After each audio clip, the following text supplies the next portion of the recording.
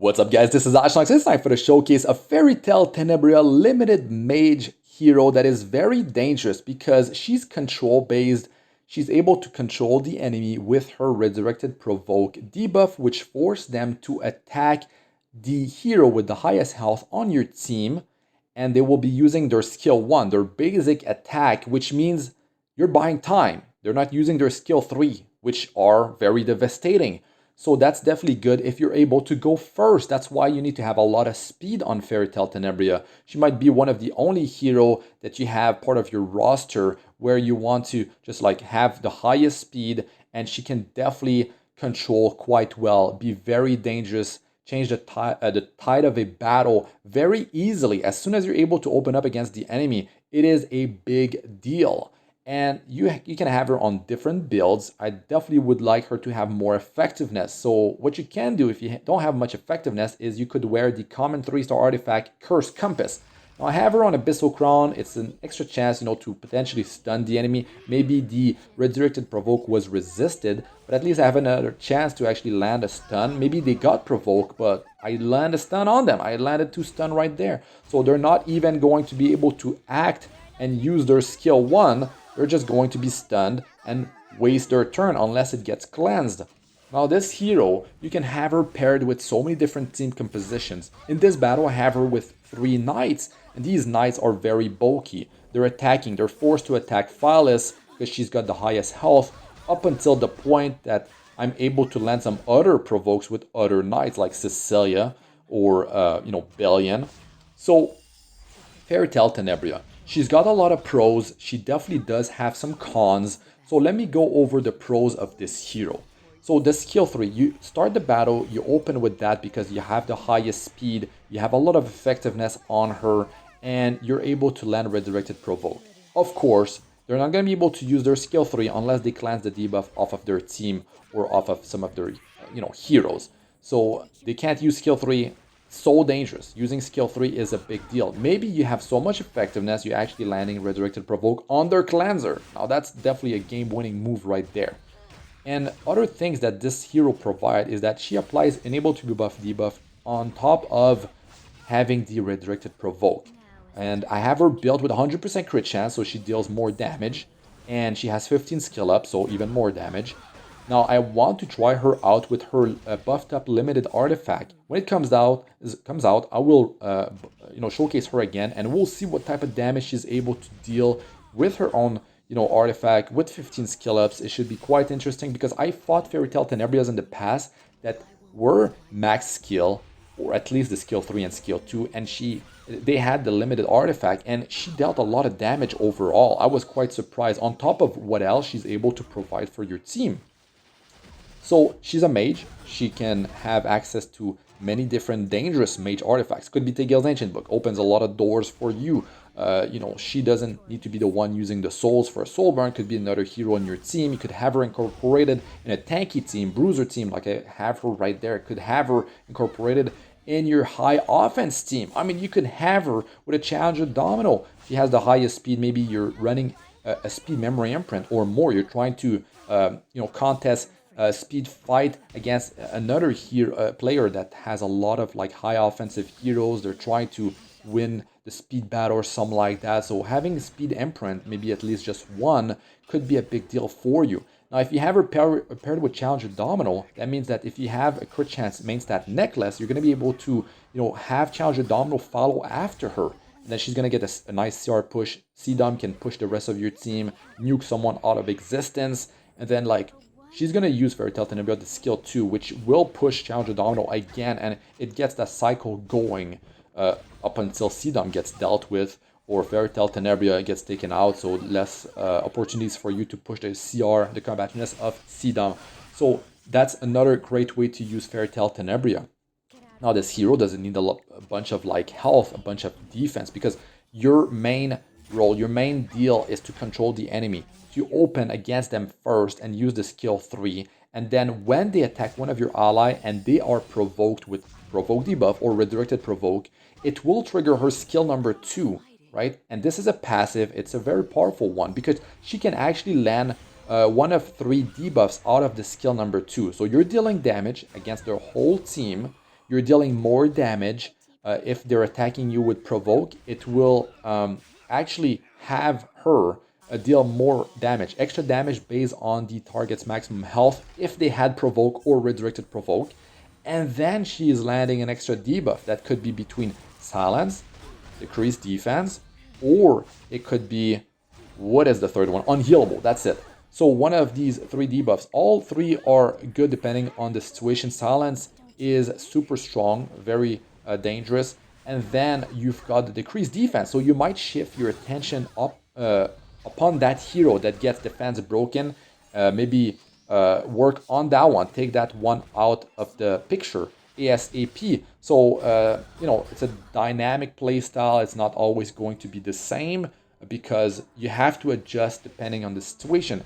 Maybe some of the enemy's hero were not provoked with the redirected provoke. So maybe you want to control those heroes. You want to maybe take them out of the game. You want to, kill them.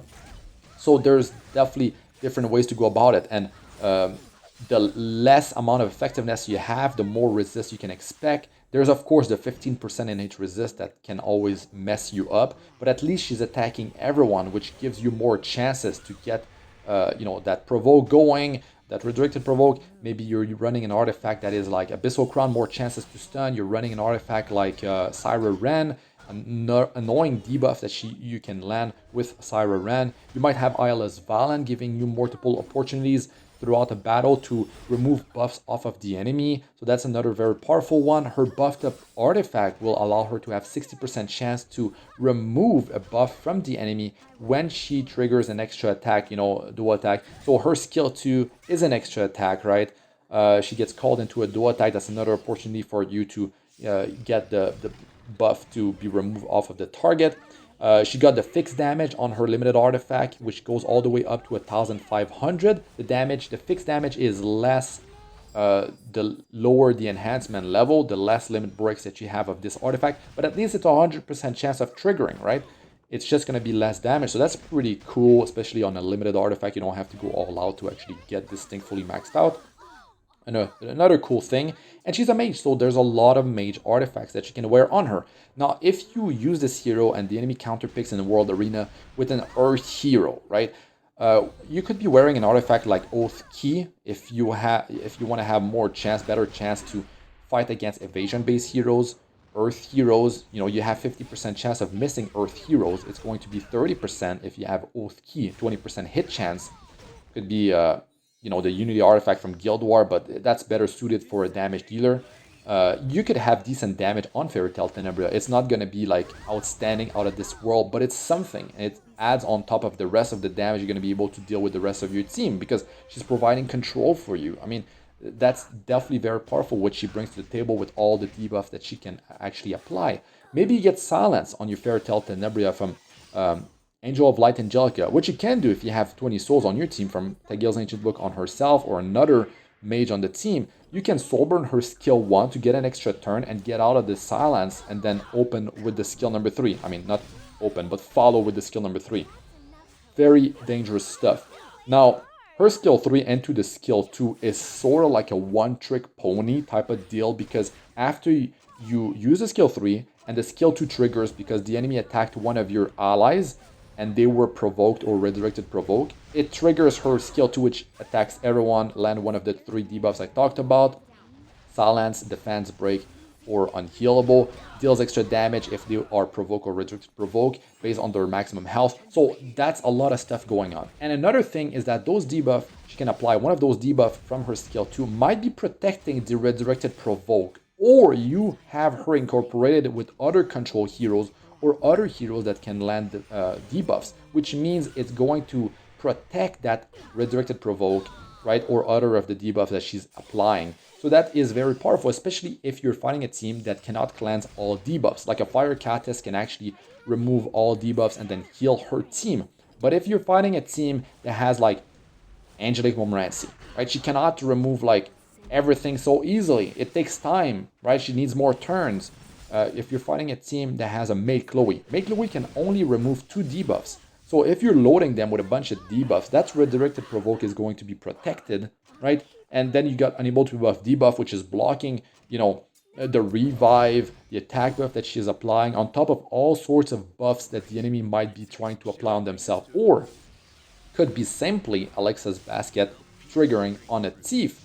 That thing will not be triggering. They're not going to be getting greater attack buff. They're not going to be getting crit chance buff. So things like that are huge. Moonlight Dreamblade, not getting the attack buff.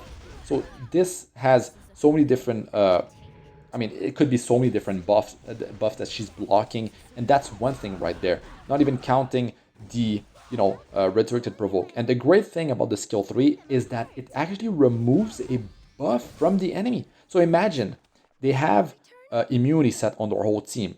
No, doesn't matter. She can just remove the immunity buffs and then drop the enable to buff debuff and the resurrect provoke with her skill number 3 and deal damage. You could have 100% crit chance on her because you have a crit chance main stat necklace. And you could have like Challenger Domino on your team, which is cycling like crazy. She's getting so much combat finesse because for every critical hit that you land. And then when she triggers the skill 2, that's even more, more opportunities for Challenger Domino to get more combat finesse. So, Fairytale Tenebria opens, Challenger Domino follows, right?